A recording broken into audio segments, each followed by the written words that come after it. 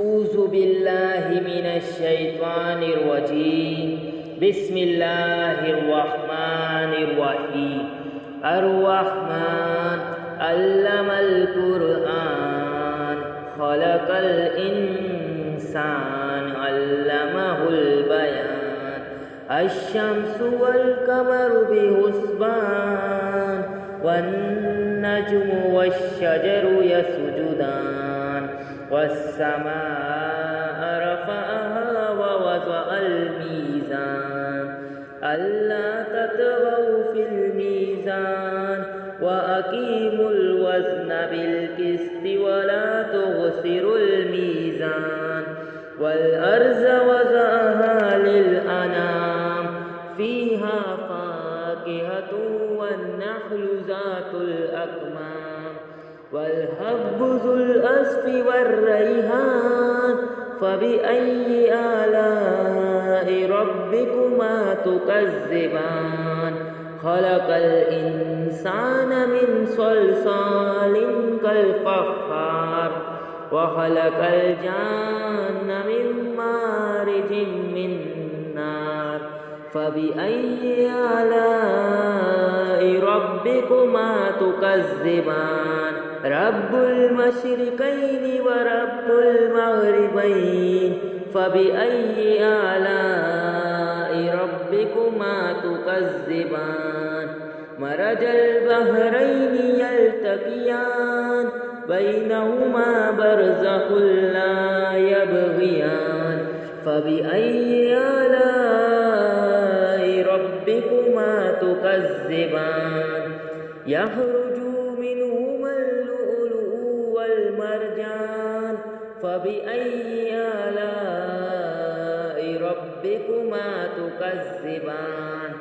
وله الجوار المنشآت في البحر كالأعلام فبأي آلاء ربكما تكذبان.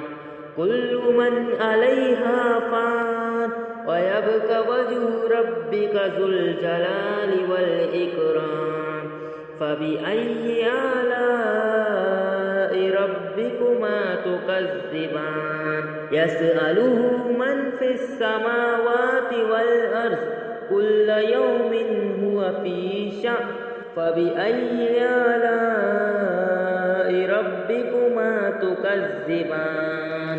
سنفرغ لكم أيها الثقلان فبأي آلاء ربكما تكذبان.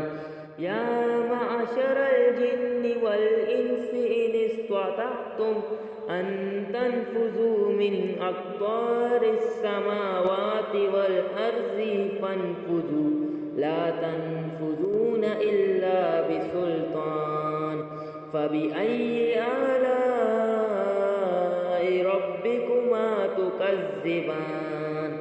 يرسل عليكما شواظ من نار ونحاس فلا تنتصران فبأي آلاء ربكما تكذبان. فإذا انشقت السماء فكانت وردة كالدهان فبأي آلاء ربكما تكذبان. فيومئذ لا يسأل عن ذنبه إنس ولا جان فبأي آلاء ربكما تكذبان.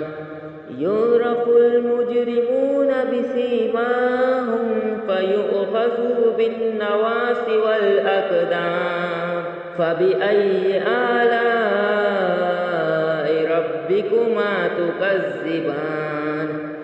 هذه جهنم التي يكذب بها المجرمون يطوفون بينها وبين حميم آن فبأي آلاء ربكما تكذبان.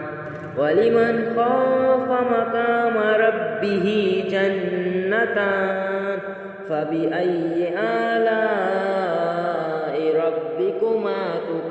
تكذبان ذواتا أفنان فبأي آلاء ربكما تكذبان فيهما عينان تجريان فبأي آلاء ربكما تكذبان فيهما من كل فاكهة زوجان فبأي آلاء ربكما تكذبان متكئين على فروش وطائنها من استبرق وجنى الجنتين دان فبأي آلاء ربكما تكذبان فيهن قاصرات الطرف لم يطمثهن إنس قبلهم ولا جان فبأي آلاء ربكما تكذبان كأنه الياقوت والمرجان فبأي آلاء ربكما تكذبان هل جزاء الإحسان إلا الإحسان فبأي آلاء ربكما تكذبان ومن دونهما جنتان فبأي آلاء ربكما تكذبان مدهامتان فبأي آلاء ربكما تكذبان فيهما عينان نضاختان فبأي آلاء ربكما تكذبان فيهما فاكهة والنخل ورمان فبأي آلاء ربكما تكذبان فيهن خيرات حسان فبأي آلاء ربكما تكذبان حور مقصورات في الخيام فبأي آلاء ربكما تكذبان لم يطمثهن إنس قبلهم ولا جان فبأي آلاء ربكما تكذبان متكئين على رفرف خضر وعبقري